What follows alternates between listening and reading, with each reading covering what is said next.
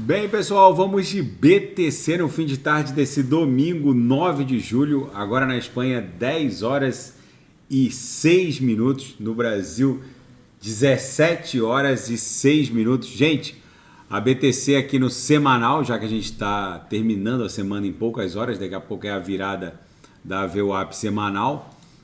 Na virada da VWAP de domingo para segunda também vira VWAP semanal. Aqui no gráfico semanal a gente claramente está desenhando uma cunha triangular de caráter ascendente com a linha superior do triângulo flat, a linha inferior com essa inclinação padrão de 45 graus.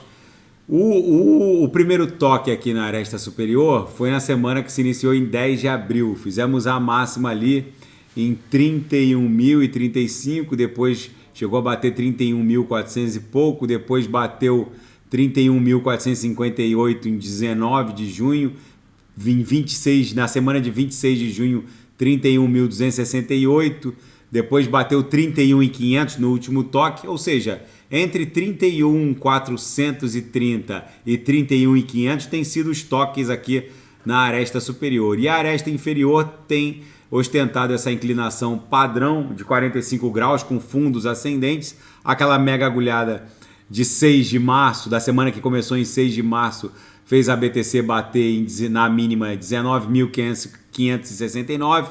Na mega agulhada da semana que se iniciou em 12 de junho, a BTC bateu na mínima 24.756. E agora a gente segue tentando aqui estressar a aresta superior. É muitíssimo provável que com essa conformação da VWAP mensal acima da VWAP anual, que por sua vez está acima da VWAP decenal, a VWAP mensal é essa linha magenta que eu estou piscando aqui, é muito provável que a partir do próximo teste desse patamar de 31.500 a BTC rompa, porque aqui no semanal ancorado pela nuvem de Shimoku, a gente já testou aqui o patamar da linha superior por 2 vezes. Na terceira vez, normalmente o ativo consegue atingir a sua faixa de justiça do preço e vai voar em direção à lower subsequente, que está lá entre 36 e 40 mil dólares. No gráfico de 4 horas, o gráfico está bizarro, a BTC não consegue se livrar ali do patamar da VWAP semanal. Eu usei aqui nesse gráfico um setup em que a virada da VWAP está configurada de sábado para domingo. Alguns usam o setup de domingo para segunda, mas de sábado para domingo eu acho que é mais fidedigno. Mas na prática não muda nada. A BTC está desenhando aqui uma reguinha. Os corpos reais estão aprisionados no bico de uma figura triangular na altura da própria VWAP semanal, que está lá em 30.250. A gente está um pouquinho abaixo. Isso aqui é um silêncio que precede um esporro. Isso aqui provavelmente vai explodir de forma ascendente, porque no diário segue vigente a nossa bandeira de alta. A gente está com um mastro muito bem caracterizado, uma bandeira com uma longevidade padrão. O último teste aqui chegou a beijar a mediana do canal de Keltner, que segue com as 3 linhas apontadas para cima. Na projeção, a nebulosidade esverdeada ganhou até um pouco de espessura. No intraday, a BTC foi um reloginho, não acabou o dia ainda. Bate na lower, volta para VWAP, estressou aqui a lower no meio da tarde, voltou para VWAP, ofertamos o sinal LTC, o SDT, fechou rapidamente com lucro no bolso dos assinantes. Na seara fática, o pré-candidato à presidência dos Estados Unidos, Robert Kennedy Jr., afirmou que investiu 250 mil dólares em BTC após a conferência de Miami. Ele ficou particularmente convencido de que a BTC é o futuro da macroeconomia mundial, por assim dizer. Ele já deu várias entrevistas e está se transformando num verdadeiro maximalista de BTC. Se ele for eleito presidente dos Estados Unidos, a gente teria um primeiro presidente norte-americano maximalista de Bitcoin. E a Circle e a Tether, a emissora da stablecoin USDT, ambas congelaram 65 milhões de dólares em ativos em razão do hackeamento da cadeia multi-chain da Phantom, que acabou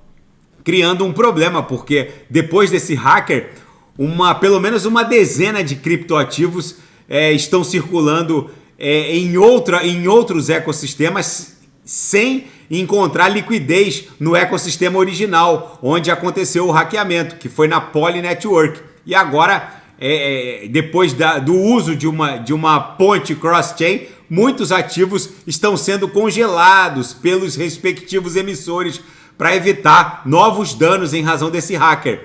E o golpe do Gas Token Scam, que é aquele golpe onde o usuário interage com um token malicioso emitido por um smart contract malicioso, e o golpe não está no token em si, e sim na taxa de gás usada. Eles usam um protocolo de hackeamento em que a taxa de gás é sobreinflacionada, e com isso os hackers eles drenam o que tem de ETH e BNB no MetaMask, justamente para porque o usuário ele tem o hábito de clicar ali e confirmar a transação, mas é nesse momento em que as BNBs e as ETHs são hackeadas, não no token em si, mas na interação com o smart contract, que cobra um gás exorbitante, por assim dizer. E na seara geopolítica e finanças internacionais, o Jerome Powell está sendo muito pressionado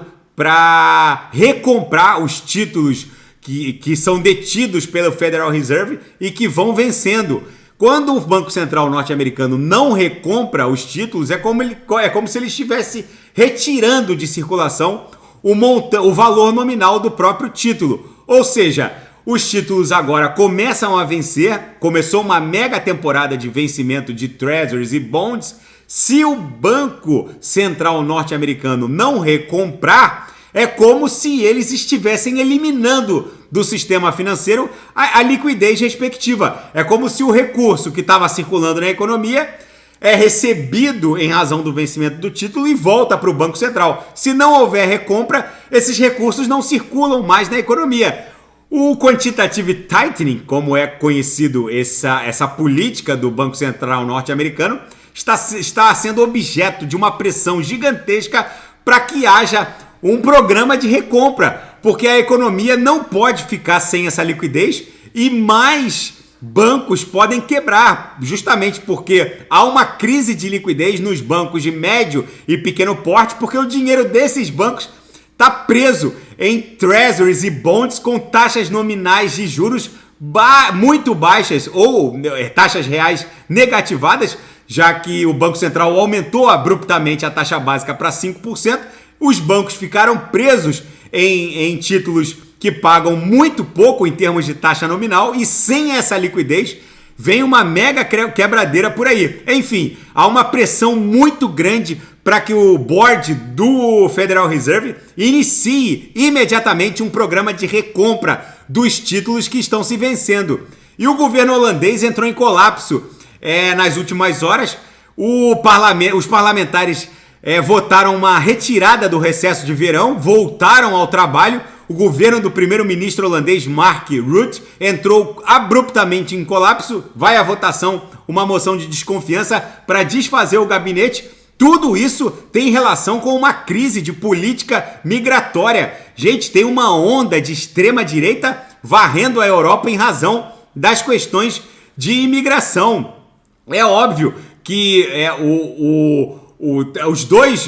as duas vertentes políticas que comandam a boa parte da Europa Ocidental, mesmo os progressistas e assim como os conservadores, o fato é que parece que há uma unanimidade em rever toda a política migratória em praticamente todos os países da Europa Ocidental. Não é só na França, que eclodiu numa série de motins, na Itália, com a eleição da Giorgia Meloni, na Espanha, em que a extrema-direita tem grande chance de assumir o poder desde a morte do general Franco. A direita na Espanha não assume o governo. Enfim, agora tem chances reais de reassumir, porque o Franco era um direitista ultraconservador. E agora, com todo esse imbróglio imigratório, é bem provável que uma onda direitista varra a Europa Ocidental. Vamos ver como isso vai se desdobrar.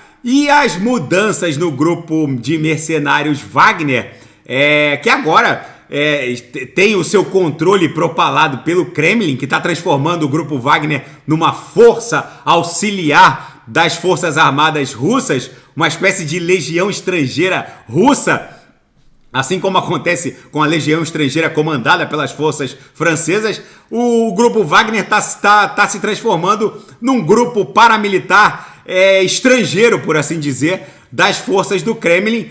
E muitos países